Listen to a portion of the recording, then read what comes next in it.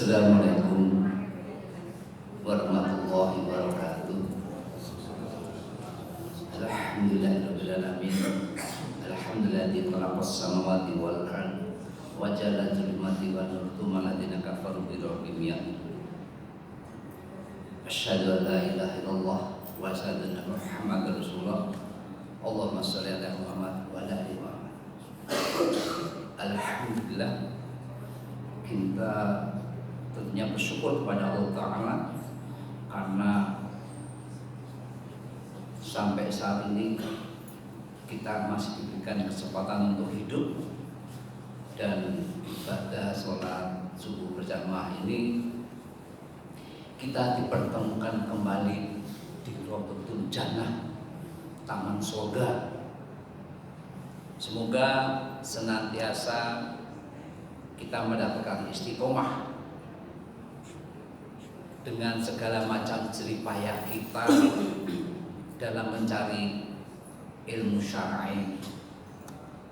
Karena salah satu buah manis ketika kita merapaikan Rawdatul Jannah, taman di antara taman surga ini adalah sikap istiqomah salah satunya. Rasulullah bersabda dalam hadis riwayat Muslim nomor 38.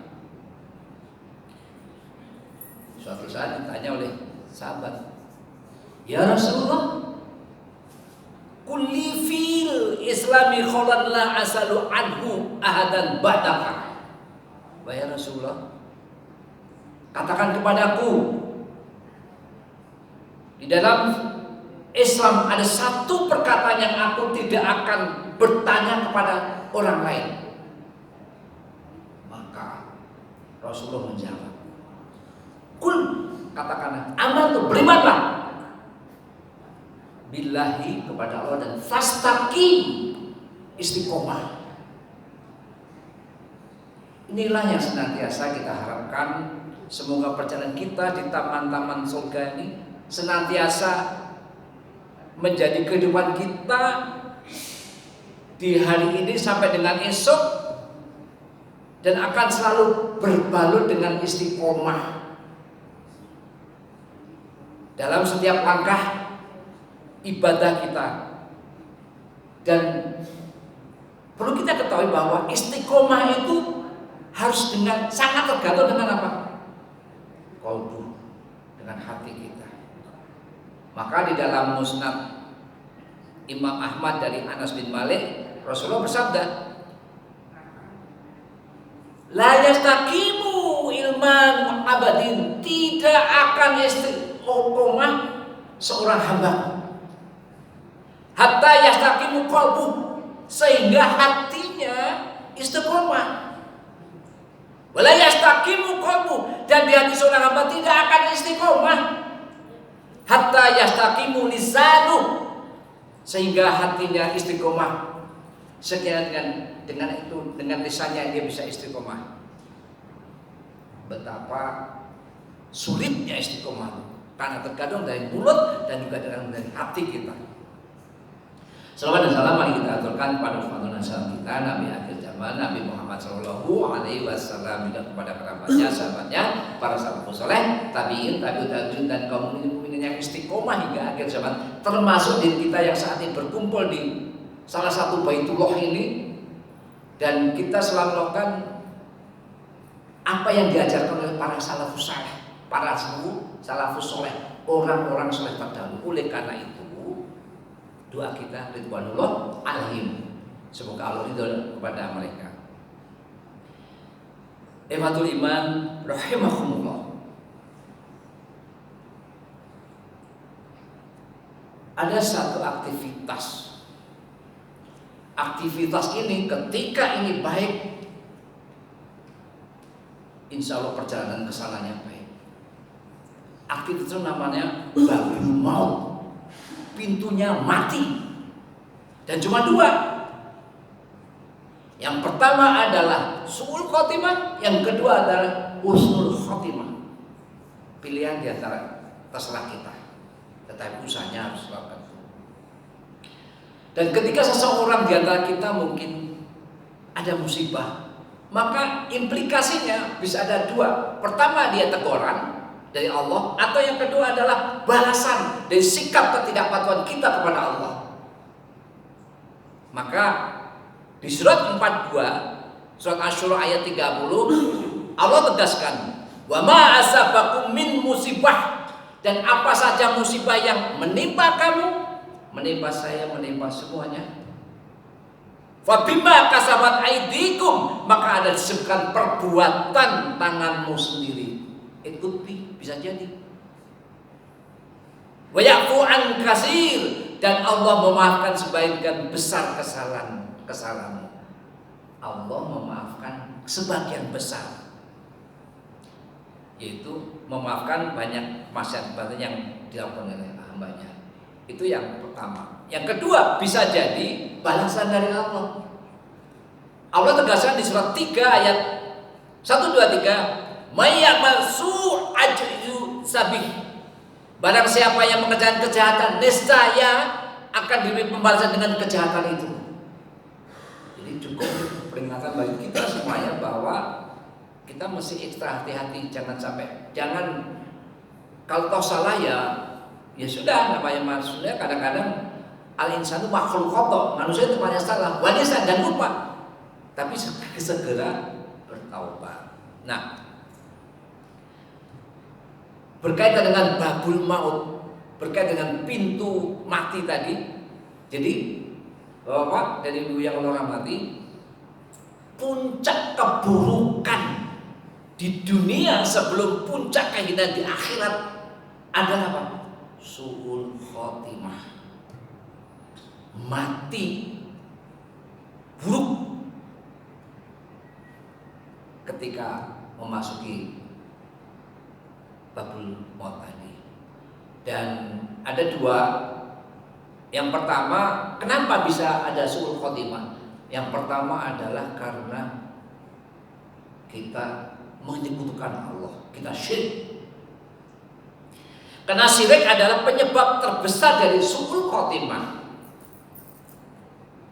Oleh karena syirik kepada Allah Azza wa Jalla merupakan bentuk kemaksiatan yang paling besar.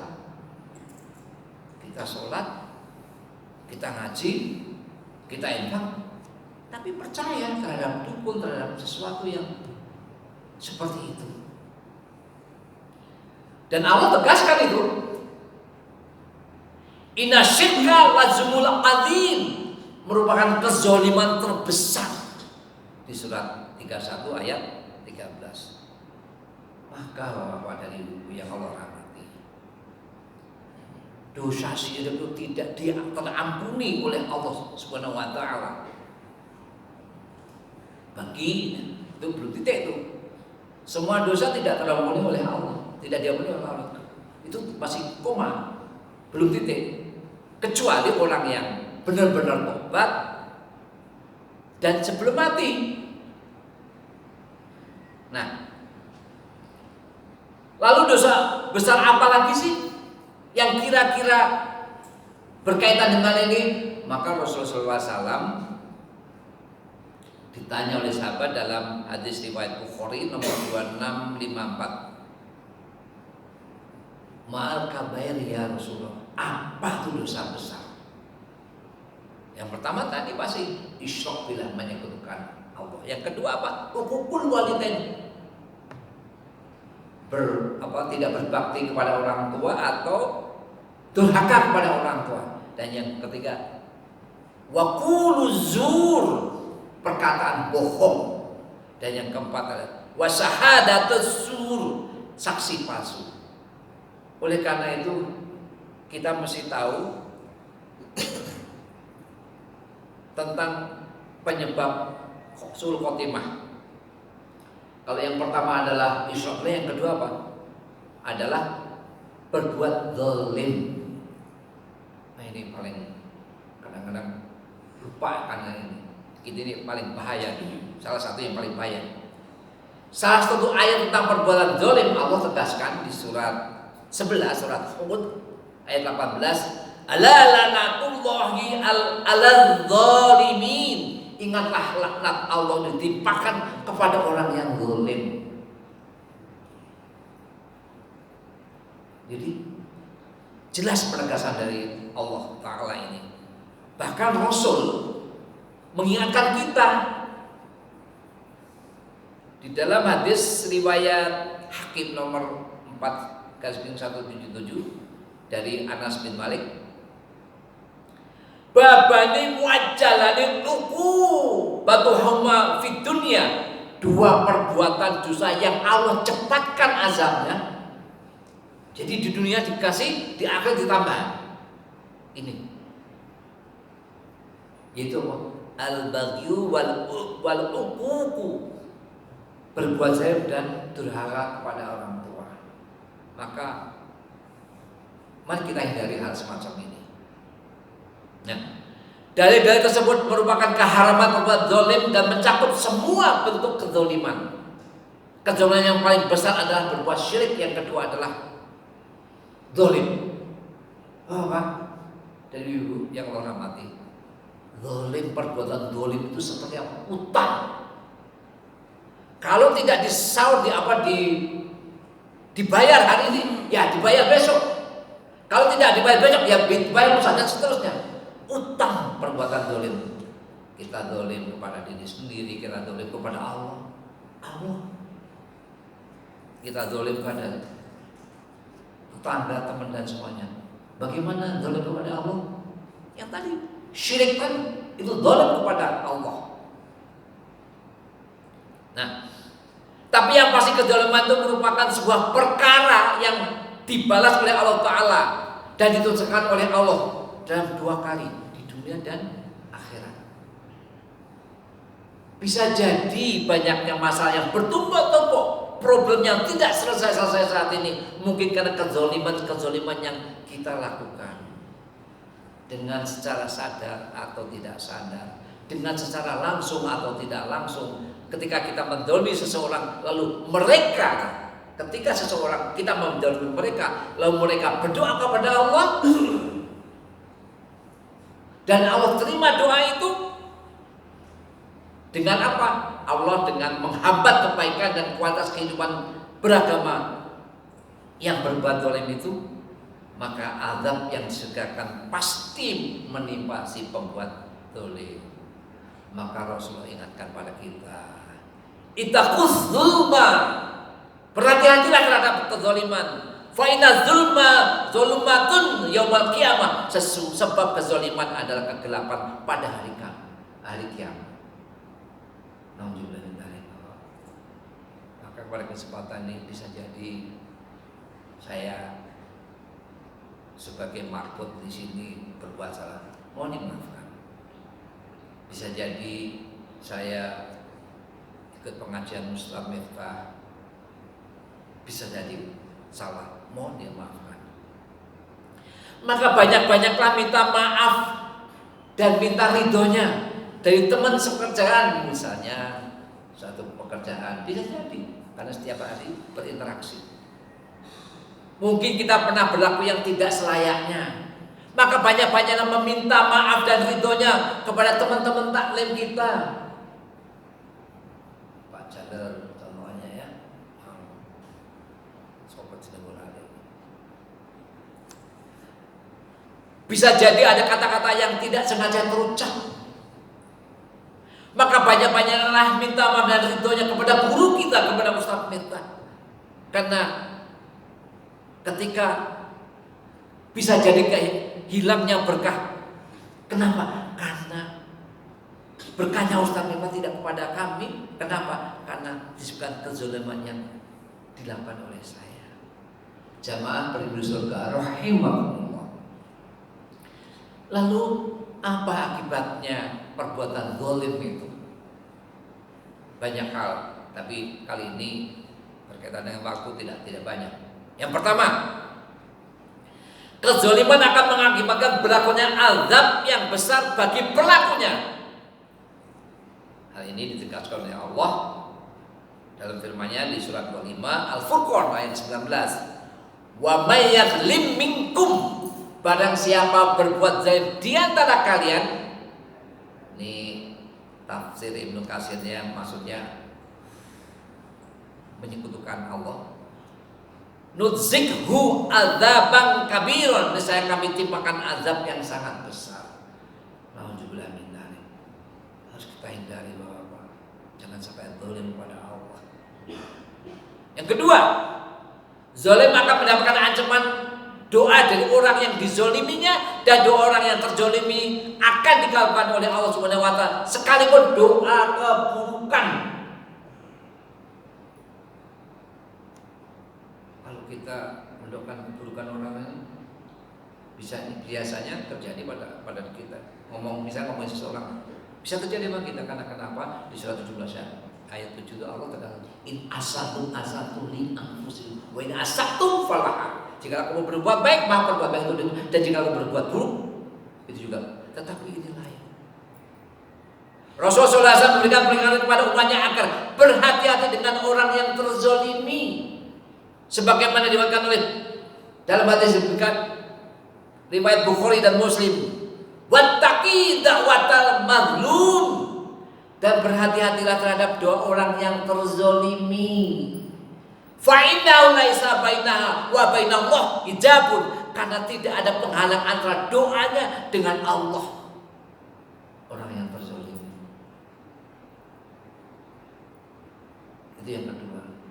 Yang ketiga, kezaliman akan mengalami kebangkitan di hari kiamat kelak bila tidak bertaubat kepada Allah Subhanahu wa taala dan memohon maaf pada orang yang dizalimi di dunia, ketika di dunia. Jadi syaratnya kalau kita melakukan dosa kepada Allah, tobat, tidak mengulangi lagi, nyesel, itu kepada orang nggak bisa. Harus kita minta maaf kepada orang dan tentunya pada Allah berdoa juga. Rasulullah SAW bersabda, siapa yang pernah berbuat aniaya terhadap kehormatan saudaranya atau sesuatu apapun, hendaklah dia meminta kehalalannya atau minta maaf pada hari ini masih di dunia, sebelum datang hari yang ketika itu tidak bermanfaat dinar dan dirham. Ada di hadis Bukhari nomor 2499. Man kanat lahu maslamatun li akhi, siapa yang pernah berbuat zalim terhadap kehormatan saudaranya, min irdi aw syai'in falyatallah minhul yauma, sesuatu apapun hendaklah dia meminta kalanya pada hari ini, di dunia maksudnya, qabla an la yakuna dinarun wala dirhamun, sebelum datang hari yang ketika itu tidak bermanfaat duit, dirham dan dinar. Artinya sudah tidak bisa lagi. In kanat lahu amalan sholihun ukiza minhu biqadri maslamatih, jika dia tidak lakukan, misalnya kita tidak mau minta maaf, maka nantinya pada hari kiamat bila dia memiliki amal soleh akan diambil darinya sebanyak tentang kezalimannya. Jadi Bapak, kita banyak orang kepada Allah datang dengan membawa amal sholat, pahala, infak, birrul walidain, dan semuanya, silaturahmi, semuanya dibawa. Tapi itu hancur semuanya karena kenapa? Sikap kezaliman kita, dan kita tidak minta maaf.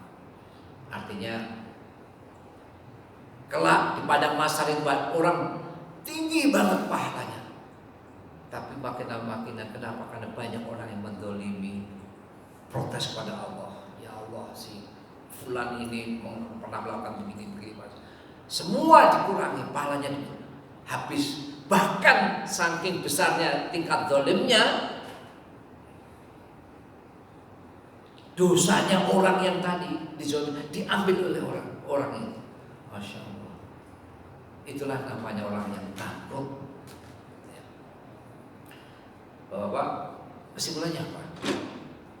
Bagaimana sikap kita ini?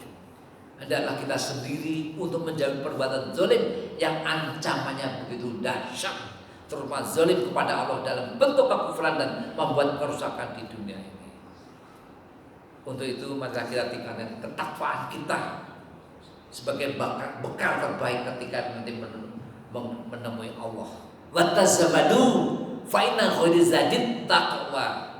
Semua bermanfaat, terutama untuk hamba yang dhaif ini. Al-haqqu bi rabbika fala takunanna minal mumtarin.